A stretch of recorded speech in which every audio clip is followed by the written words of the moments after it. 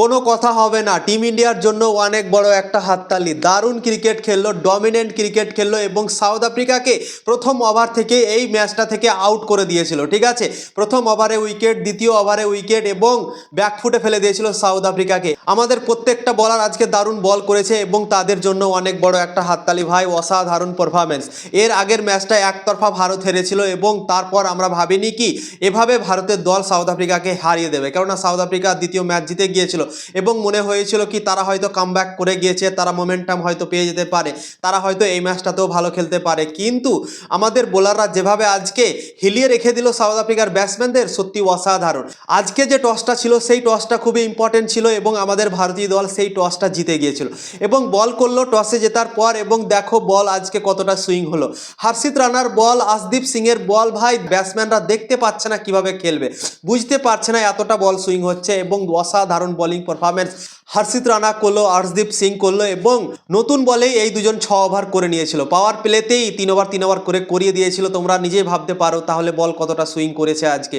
এবং সাউথ আফ্রিকার ব্যাটসম্যানরা আজকে সুইং বল খেলতে পারেনি এবং অনেকগুলো উইকেট হারিয়ে দিয়েছিল পাওয়ার প্লেতে।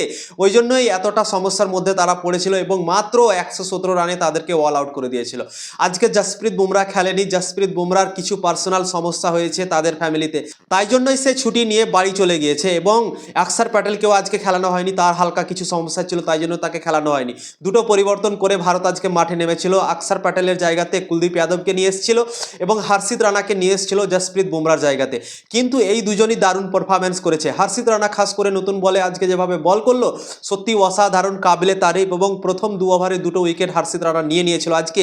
আর্শদীপ সিংও উইকেট নিয়ে নিয়েছিল প্রথম ওভারে এবং তখনই ব্যাকফুটে ফেলে দিয়েছিল সাউথ আফ্রিকাকে। তো আমাদের প্রত্যেকটা বলার আজকে অসাধারণ দুর্দান্ত বল করেছে। আর্শদীপ সিং 4 ওভার বল করেছে, 13 রান দিয়ে 2টো উইকেট নিয়েছে। হর্ষিত রানা 4 ওভার বল করেছে, 34 রান দিয়ে 2টো উইকেট নিয়েছে। তারপর বরুণ চক্রবর্তী সব থেকে ভালো বল করেছে, 4 ওভার বল করেছে, 11 রান দিয়ে মাত্র 2টো উইকেট নিয়েছে এবং সব থেকে আমার মনে হয় ব্যাপক বল করেছে কুলদীপ যাদবও 2টো উইকেট নিয়েছে। হার্দিক পান্ডিয়া আর শিবম দুবে একটা একটা করে উইকেট নিয়েছে। টোটাল 10টা উইকেট ফেলে দিয়েছে, 117 রানে অল আউট করে দিয়েছিল তাদেরকে এবং আমাদের প্রত্যেকটা বলার আজকে উইকেট পেয়েছে। এবং শুভমান গিল ভাই কি করলো দেখলে তোমরা আজকে। শুভমান গিল প্রথম বলেই ভাই এলপিডব্লিউ আবেদন উঠে গিয়েছিল, তার হালকা ব্যাটে লেগে গিয়েছিল তাই জন্য সে বেঁচে গিয়েছিল। আজকে যদি শুভমান গিল প্রথম বলে আউটটা হয়ে যেত তাহলে কিন্তু আজকে ভাই শুভমান গিলের ওপর ঝড় পড়তো, ঝড় সোশ্যাল মিডিয়াতে। ঠিক আছে, তো ভাগ্যিস শুভমান গিল তখন বেঁচে গেল, হালকা তার ব্যাটে লেগে গিয়েছিল। তারপর শুভমান গিল খেললো 10-11 বলে সে 20 রান মতো করে নিয়েছিল। তারপর এতটা স্লো হয়ে গেল কি সে যখন আউট হলো তখন 28 বলে 28 রান। তো তোমরা ভাবতে পারো। এবং এই প্লেয়ারকে নিয়ে ভাই টি-20 বিশ্বকাপ খেলতে যাচ্ছে ভারতের দল, সত্যি ভাই অবাক লাগছে দেখে।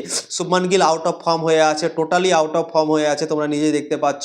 এবং 28 বলে 28 রান আজকে করলো, খুবই সহজ ছিল আজকে রান চেস করা, অনেক রানও হয়ে গিয়েছিল। তারপরও এইভাবে স্লো খেললো শুভমান গিল, তোমরা নিজেই দেখতে পেলে। তো শুভমান গিল 28 বলে 28 রান করলো এবং সূর্যকুমার যাদব আজকেও রান করতে পারলো না, 12 রান করে আউট হয়ে গেল এবং তিলক বর্মা নট আউট থাকলো। তো ভারতীয় দল 3টে উইকেট হারিয়ে রান চেস করে ফেললো 15 ওভার 5 বলে। ঠিক আছে, 25 বল বাকি থাকতে সাউথ আফ্রিকাকে হারিয়ে দিল এবং রান চেস করে ফেললো মাত্র 3টে উইকেট হারিয়ে এবং 7 উইকেটে সাউথ আফ্রিকাকে তৃতীয় টি-20 ম্যাচ হারিয়ে 2-1 এই সিরিজে এগিয়ে গেল। তো ভারতীয় দল 2টো জিতলো, সাউথ আফ্রিকা একটা জিতলো। এখন ভারতীয় দলকে দুটোর মধ্যে একটা ম্যাচ জিততে হবে, তাহলে সিরিজ ভারত জিতে যাবে।